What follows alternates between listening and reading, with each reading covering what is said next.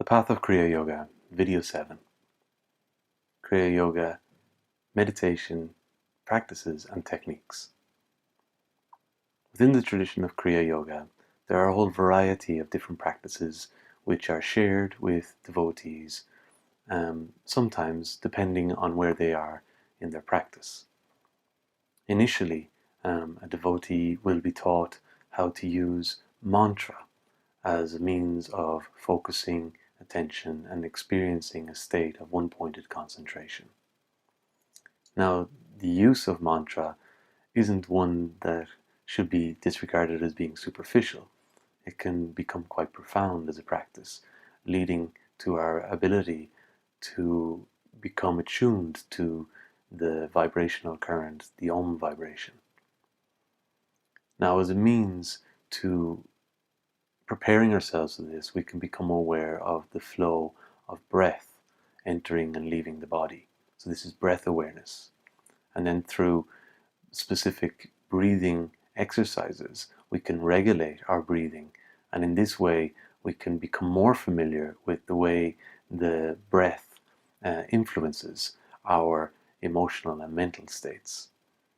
So we can parallel the use of breath awareness with the use of mantra as a means from moving from gross levels of concentrated awareness to more subtle levels of concentrated awareness.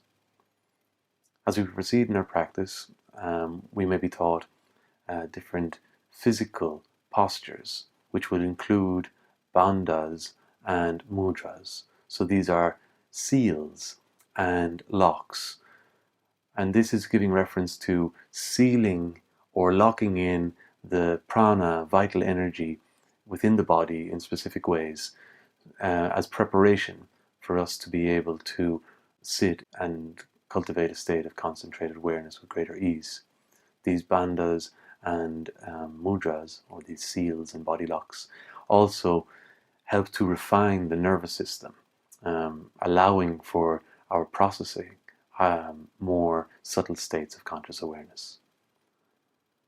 So once we've learned these, we may take the breathing exercises that we've previously learned and build on them. And one of the core breathing exercises is the one that we've already mentioned, the kriyayogapranayama breathing process. And this is fundamental to this tradition, to the tradition of Kriya Yoga. And this exercise itself can be taught in a simpler or more complex form. Initially, it's usually taught in a simpler form, so as to allow the practitioner to become familiar with the process. And then depending on how the teacher may deem the practitioner to be advancing in their practice, or how the teacher may deem the practitioner to be in need of somewhat more complexity, there can be supplemental practices which can be paralleled with the use of kriyayogapranayama. And so initially the technique in itself can be quite simple, but then depending on the layers of complexity which are added, the process becomes more and more involved, more and more complex. And so this just depends on a number of different factors. Depends on whether you're receiving guidance and instruction in Kriya Yoga as part of a group, or whether you're receiving it on a private, individual basis.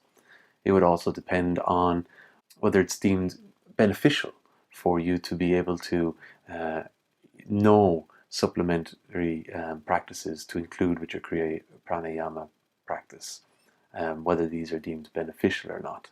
There's a story which I've heard, and I'm not sure where I heard this from. I think it could have been from Roy, my own teacher, where a long-term devotee of Lahiri Mahasaya overheard that Lahiri Mahasaya had shared what they call the third initiation, the third Kriya, with one of his devotees.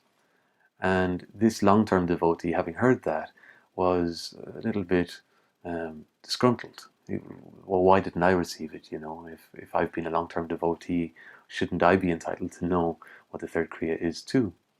And the story goes that Lahiri Mahasaya, just on the long-term devotee approaching Lahiri Mahasaya and discussing it with him, Lahiri Mahasaya just let him know that, well, you don't need it. You have enough in what you've got, and by using it effectively and efficiently, it'll take you where you want to go. So for whatever reason, Sri Lahiri Mahasaya deemed fit to share additional supplementary practices with one devotee and not with the other long-term devotee. So, really what we take from this is that there's an essence to the kriyayogapranayama technique, and it's gaining an understanding of how to practice on a fundamental level what is shared with us and to make use of it. Then and only then can we expect to experience results from it. So the practices make up for preliminary practices, which help us to prepare for when we're sitting to meditate. There are then the foundation practices, which would include the kriyapranayama technique. And then there are supplementary practices, which may include, as I mentioned, building on the Kriya Yoga pranayama technique, or they may include other techniques which allow us to basically refine our awareness and expand our consciousness. And so all of these together would make up the practices which are shared to Kriya Yoga practitioners.